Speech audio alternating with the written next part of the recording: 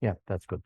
All right. So I'm supposed to be talking about fixed duration regimens and the upfront therapy, and I'll try to dig deep into try to analyze the best approach towards that concept.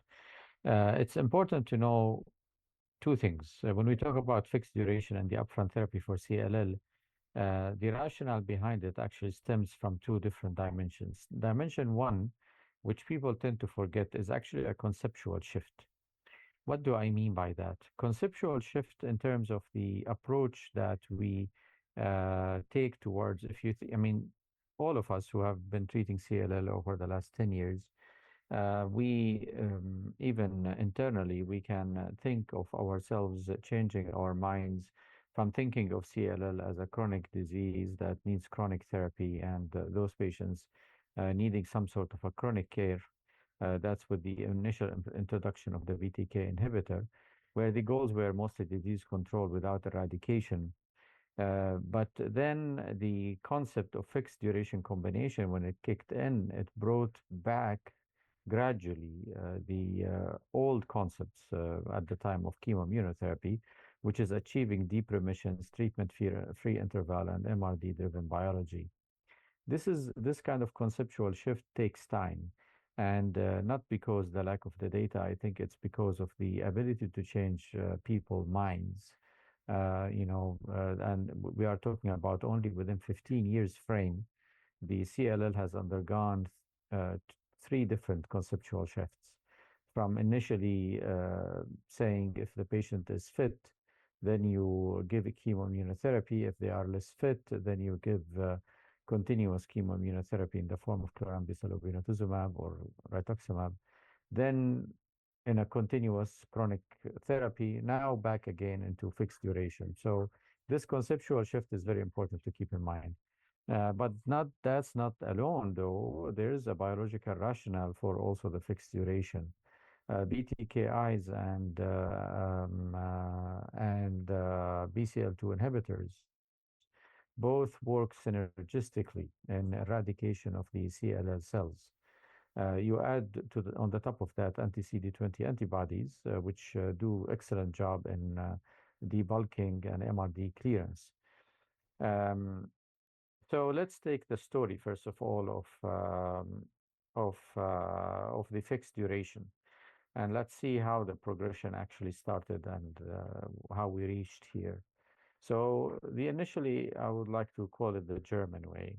The initial German way was concentrating on the fact that they wanted to look into three different concepts: chemoimmunotherapy, fixed duration, continuous therapy, and fixed duration venetoclax anti-CD20 antibody. At the time, nobody was still looking into the combination of BCL2 and BTK inhibitors.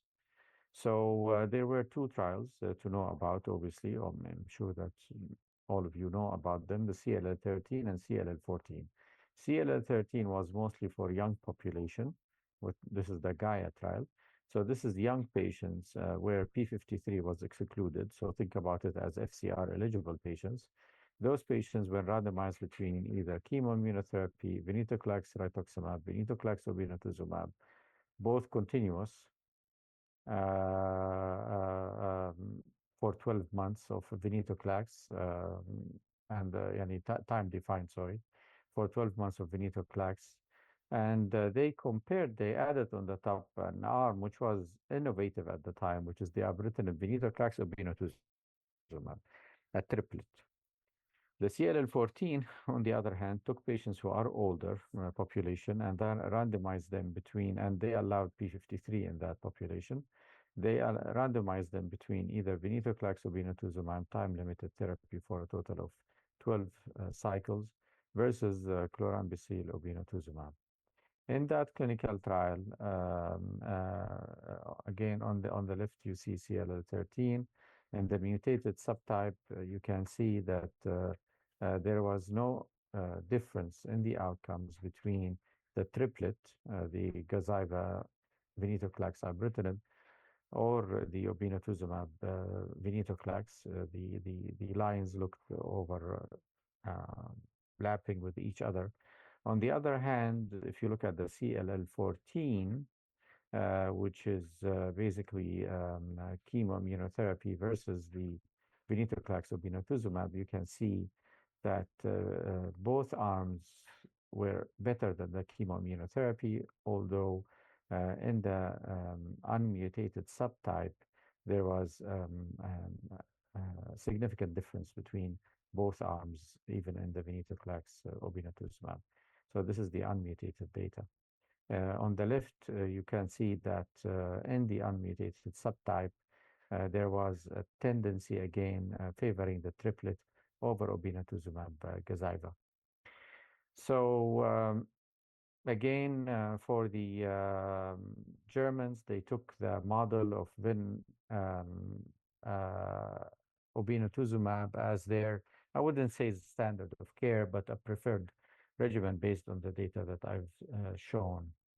At the same time, venetoclax ibrutinib was being investigated as a possible combination, and multiple phase 1 and phase 2 trials. The most famous of phase 2 was the Captivate, which is a single arm study giving the combination for a total of 12 months.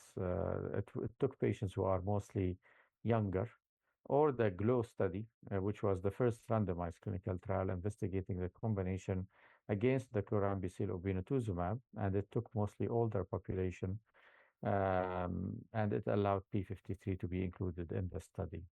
If you look at the outcomes, the Captivate on your left-hand side, you can see that the gap between the mutated and unmutated was less than what we've seen with the obinutuzumab venetoclax, and with the best outcomes achieved in the mutated, ranging between 80 to 85%, the GLOW on the right.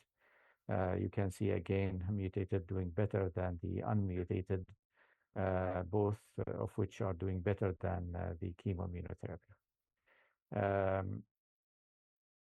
So this is the mutated, this is the unmutated. Okay. At the same time, MRD was being investigated in CLL in general, and came the FLAIR trial, which was again a randomized clinical trial looking at the young population with CLL who are fit to receive FCR, randomizing them between either FCR and venetoclax ibrutinib, but with an innovative design of time-defined therapy based on MRD clearance. And you can see that there were a total of 5 stopped rules. So the earliest an individual patient can stop would be 2 years, but it can be either 6 or more based on the MRD clearance.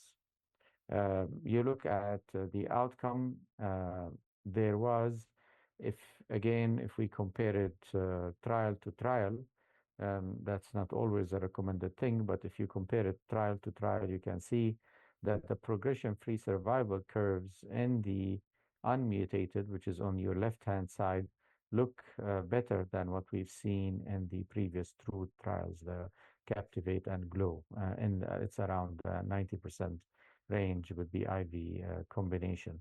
Again, remember that the majority of those patients, as you can see at the bottom, would have received a continuous therapy model, if you want to think about it this way, to a period of time extending up to 6 years. So this is what we knew from ibrutinib venetoclax. Second generation BTKIs were being approved in the first line, and then combinations were being investigated. The first of which was approved in combination was acalabrutinib in combination with venetoclax, which was shown in the Amplify trial. Again, Amplify trial, it did not specify young or older. It allowed everybody to be included, older and unfit patients with a SEER score more than 6. And it randomized them, so they wanted to include as much patients as possible, but they excluded p53. The combination would have been received for, again, a total of 12 months. In that trial, you can see that based on the mutational status, again, patients in the unmutated subgroup who received AVO had much better progression-free survival than the patients receiving AV alone. with a difference between 82.8 versus 68.9. That difference was not seen in the mutated subgroup. Um, However, the COVID had a major impact on survival on that trial for patients receiving obinutuzumab. Without censoring for COVID, actually, AV had a little better, marginally better survival than AVO. If you removed obinutuzumab, sorry, COVID deaths from the equation, then you see that there was a little uh, preference towards the triplet versus the duplet. Zanubrutinib, as you know, was also approved in the first line setting, although in combination itself was still not approved. However, in the Sequoia trial, which zanubrutinib got approved in the first line, there was an arm called Arm D, which they enrolled patients with zanubrutinib and venetoclax. So, and this was MRD driven therapy. So it had two things. Again, it's a single arm. Within it, there were MRD rules to decide if to stop or to continue. And on that arm, they included patients with and without 17p deletion. That arm showed that patients not only don't differ in the mutated or unmutated, again, remember this is MRD driven, but also even in P53, there was, at least with the short follow-up that we have, there was no significant difference between P53 positive or negative patients. And finally, with the newer non-covalent BTK inhibitor, the pirtobrutinib, the folks at MD Anderson have investigated the triplet, pirtobrutinib, venetoclax, obinutuzumab, and they've shown that this triplet has a very high MRD negativity at 1 year of therapy. It gives you 96% undetectable MRD, which is much higher than all the combinations I've mentioned before, where the MRD negativity is between 50 and 80%. Okay, so until now, this is all great, but remember from all what I've mentioned, we have never had a comparison between the three different approaches, which is continuous model, time-limited venetoclax obinutuzumab, or time-limited venetoclax ibrutinib. And that was until the CLL17 came out. So the CLL17 was non-MRD driven. P53 was allowed. Patients received 1 year of therapy, either venetoclax obinutuzumab or venetoclax ibrutinib. And again, it was mostly, I would say, in the older range patients, well balanced. 50% of them were more than 65 years old, and around 7 to 8% were P53 mutated. So this was presented in the last ASH, and you can see that the progression-free survival between all three arms was not that significant. So it all was around 80%. A little better for the VO maybe, but in general, it looked very similar. However, when you break it down into mutated and unmutated, you can see that the difference within the VO arm was much larger. So it's 75 versus 87. And that was not seen in the VI arm, where both mutated and unmutated did pretty much the same. So again, proving the same concept that we knew from cross trials. Similar to that, lesson is that in the patients with P53 mutation, the difference VO obinutuzumab doesn't add much. VO is much inferior than VO with P53 is much inferior than VO without. VI improves the P53 outcomes, but that being said, it's still inferior to the patients without if you are giving VI for 1 year only. Yeah, we'll come to that slide. And this is the overall survival. You can see that it looks very overlapping, although there could have been tendency for better survival with ibrutinib or VI compared to VO.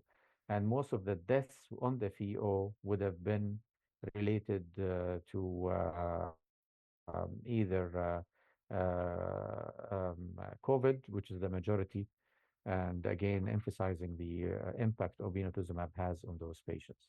So when we have this data all together, when we approach that question, there are multiple dimensions to think about, and those are the dimensions. So which therapy based on age and comorbidities, and if you have a patient, how would you stratify based on age and comorbidity?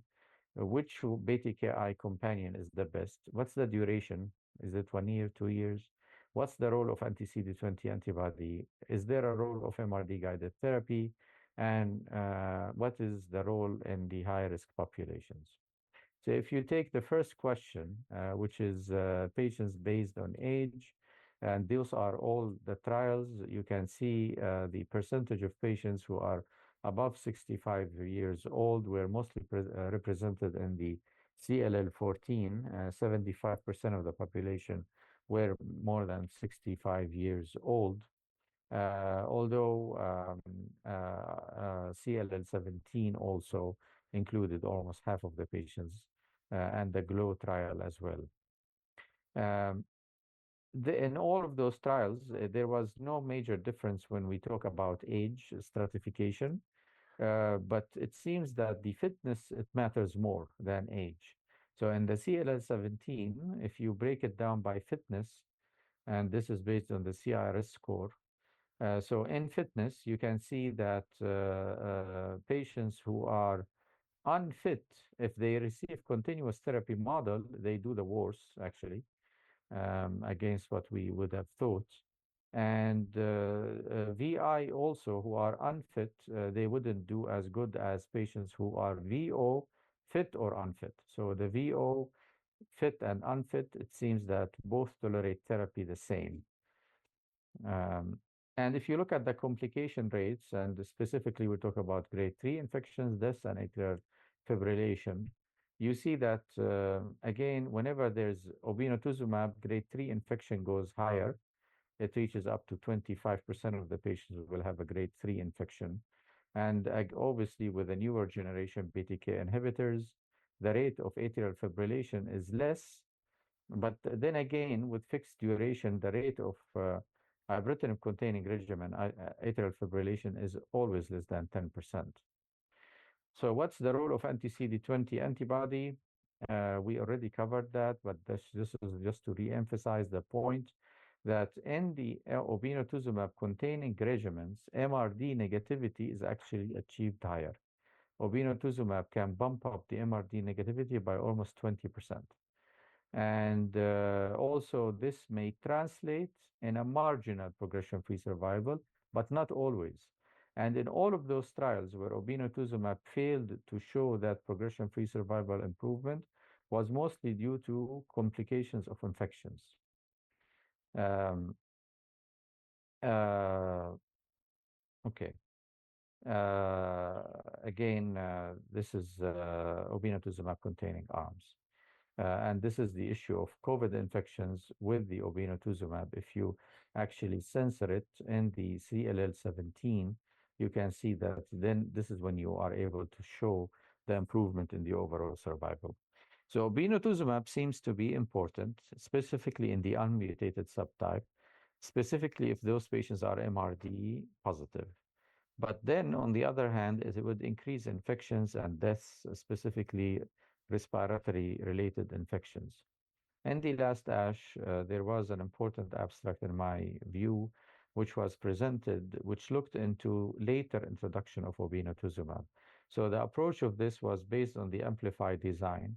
And in that trial, they took patients, gave them AV, acalabrutinib venetoclax, then based on cycle 15 MRD, if the patients were MRD positive, obinutuzumab would be added to complete total of 24 months. So what does that do? Well, what they looked at is they looked at safety, basically.